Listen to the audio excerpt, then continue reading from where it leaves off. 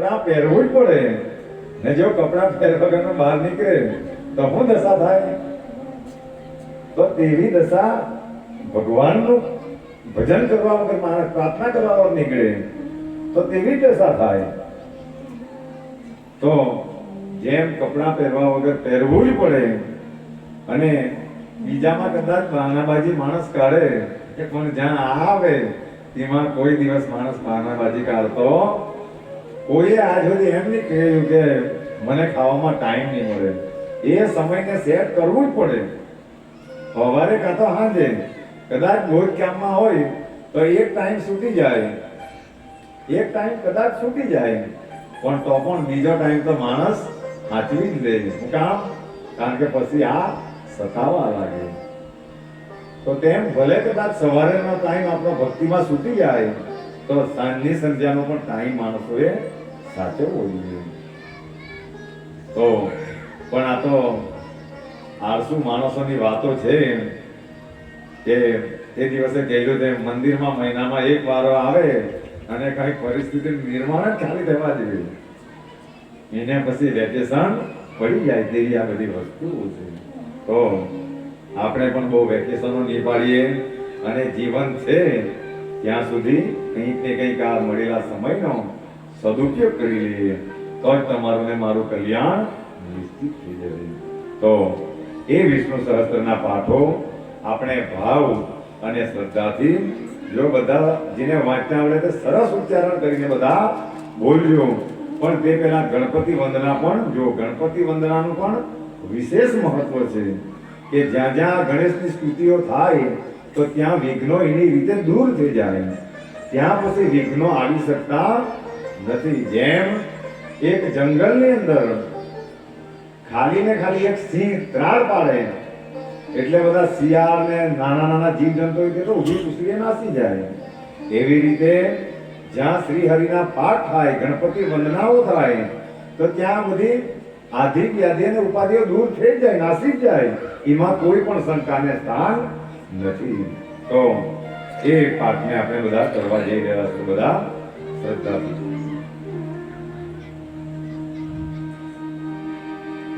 બોલો ગણપતિ ગજાનંદની જય. બોલો શ્રી સચ્ચિદાનંદ સદ્ગુરુ સાઈનાથ મહારાજની જય.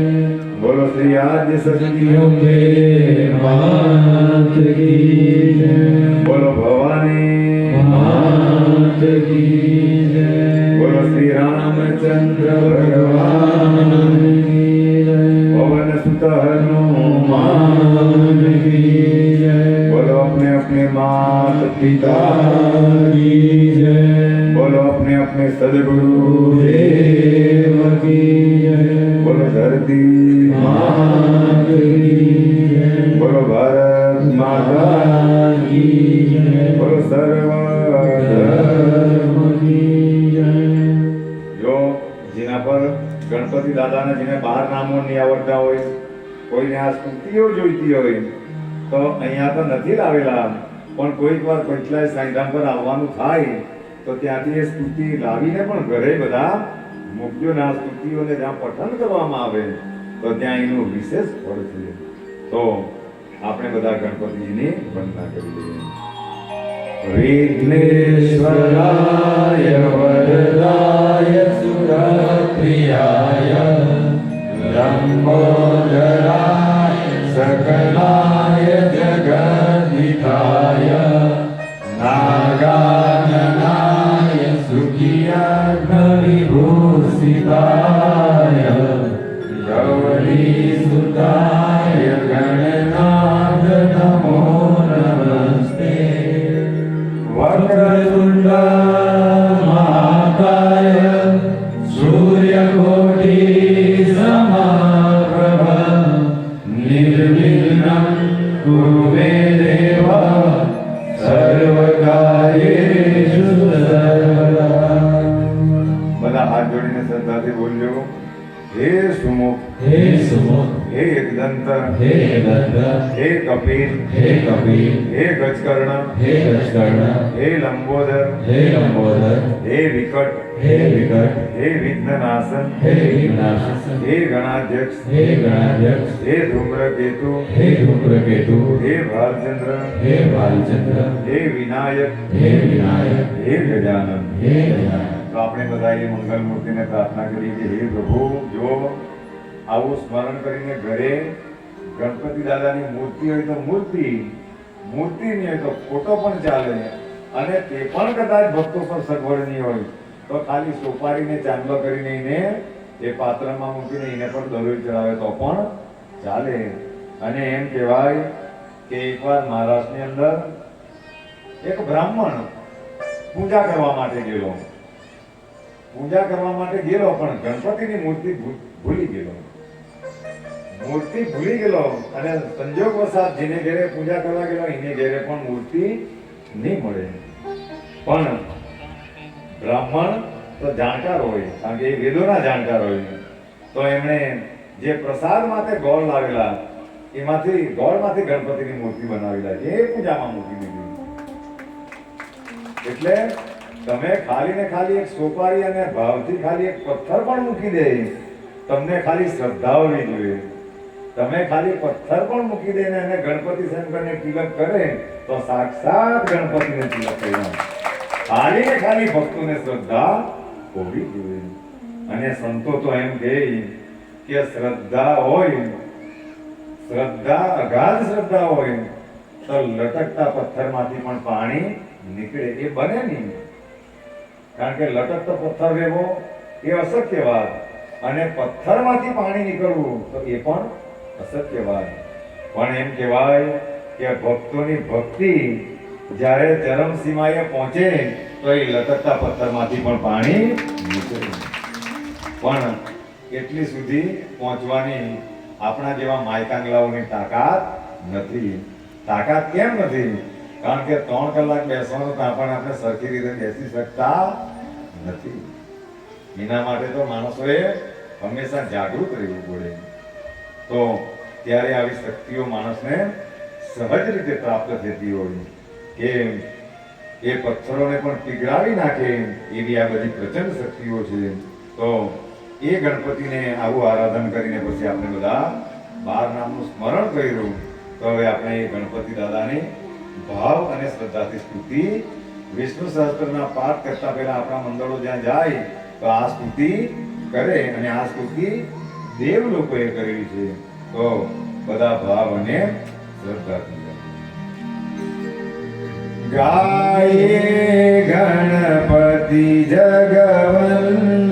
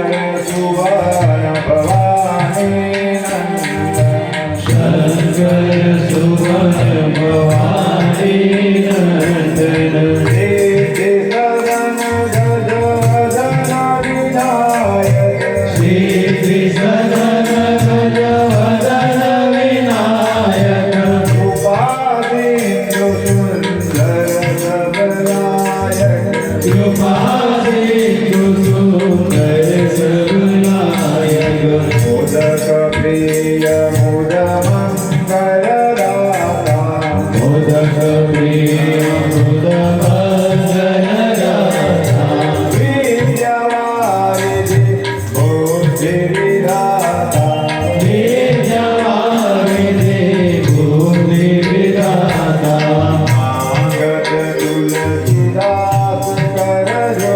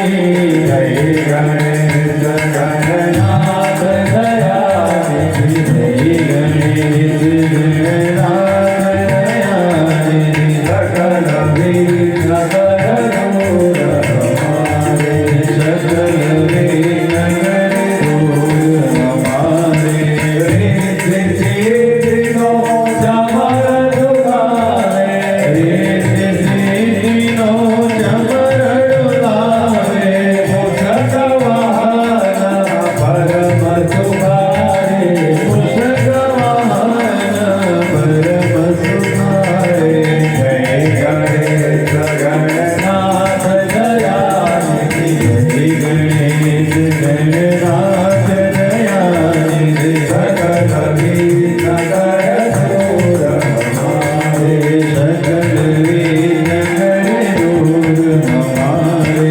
બ્રહ્માદિક સુર જાવત મન મે બ્રહ્માદિક સુર જાવત મન મે ઋષિ મુનિ ગણ સબ દાસ તુમ્હારે ઋષિ મુનિ ગણ સબ દાસ તુમ્હારે જય ગણેશ ગણનાથ દયાનિધિ જય ગણેશ ગણનાથ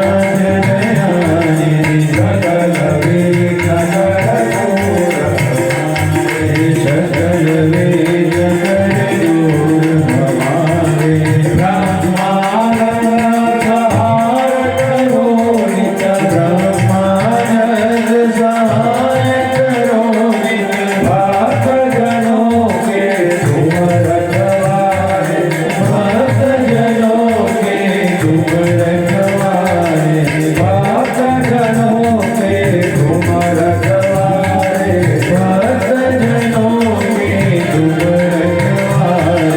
જય ગણેશ ગણનાથ દયાનિધિ જય ગણેશ ગણનાથ દયાનિધિ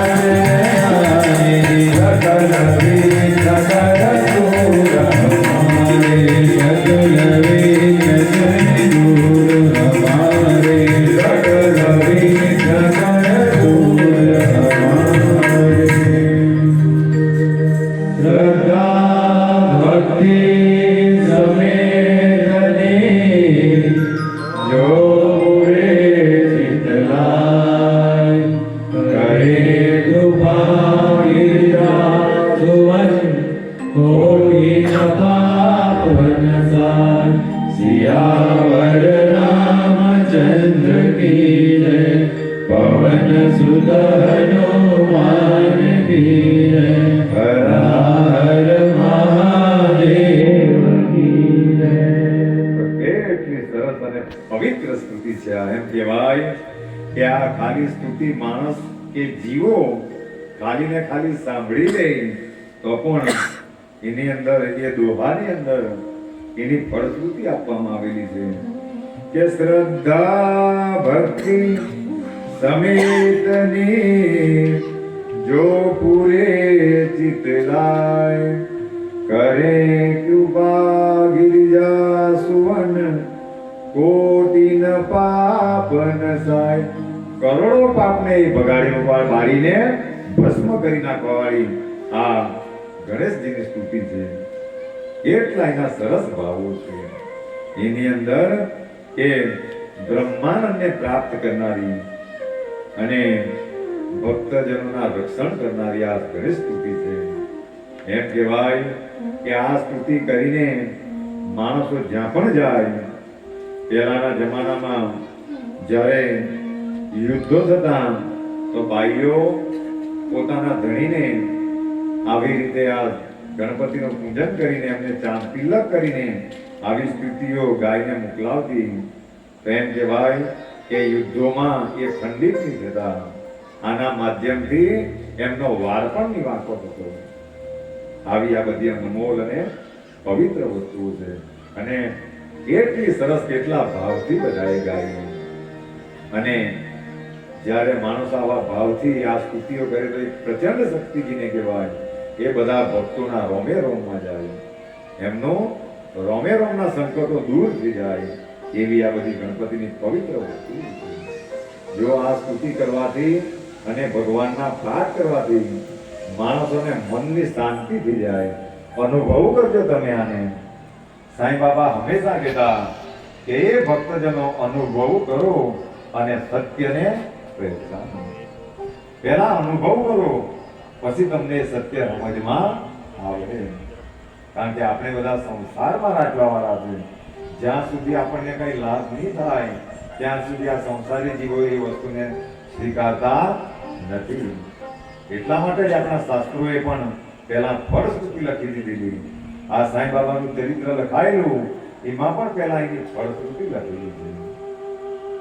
કારણ કે આવી રીતે લાલચમાં આવીને પણ ભક્તો આનું પઠન કરે છે તો સદગુરુ દયાળુ છે, ભગવાન દયાળુ છે કે આવી રીતે પણ ભક્તોનો ઉદ્ધાર થશે. જો શિરડીની અંદર જ્યાં સુધી સાંઈ બાબા રહ્યા તો બધા ભક્તોને અનેકો બોધ આપ્યા, અનેકો સારા બોધ આપ્યા કે જીવનનું કલ્યાણ કરવાના. પણ એ કલ્યાણ તો જાતે પોતે જ માણસોએ કરવાનું. એના માટે કોઈ પણ બીજો જવાબદાર નથી. કારણ કે આપણને ભૂખ લાગે અને આપણી પત્ની જો ખાય તો એ આપણી ભૂખ સંતોષાતી નથી.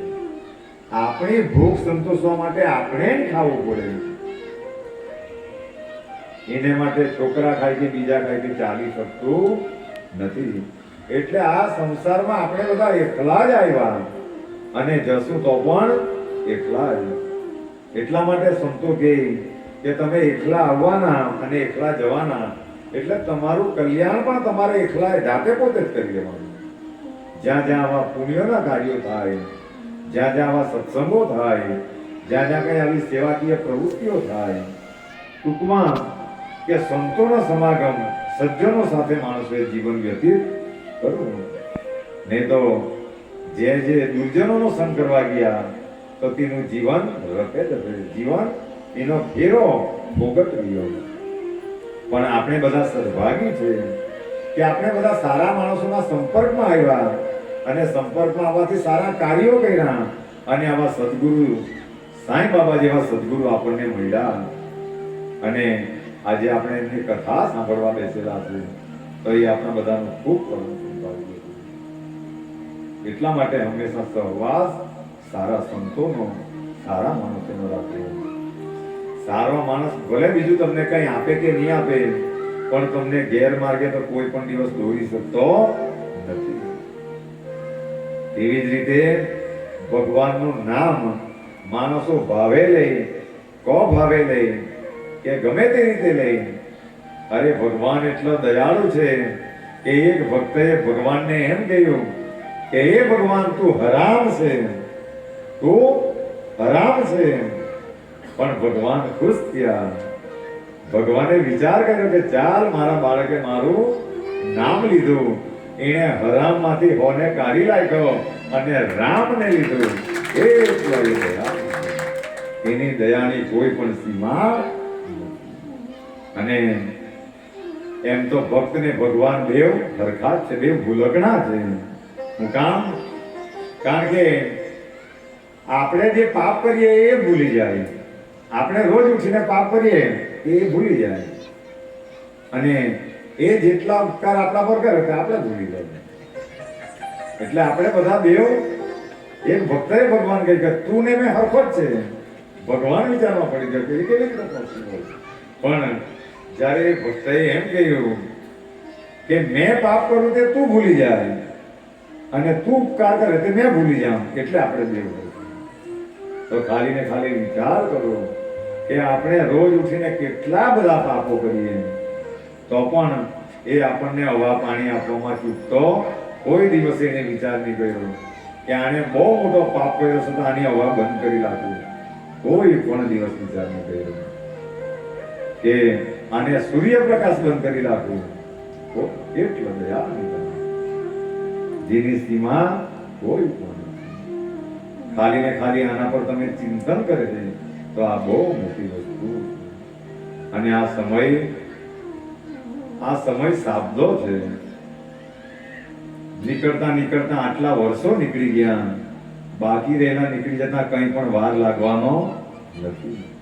નહીં તો આપણો ફોટો મૂકેલો હશે ને આપણે બધા ત્યાં ભગવાનના પાઠ કરવા ઘણી જગ્યાએ જોયું કે આપણી સાથે બધા રહેલા અને ત્યાં જ્યારે પાઠ કરવાનું જઈને થાય તો એ ફોટાને જોઈને પણ દિલને દુઃખ થાય.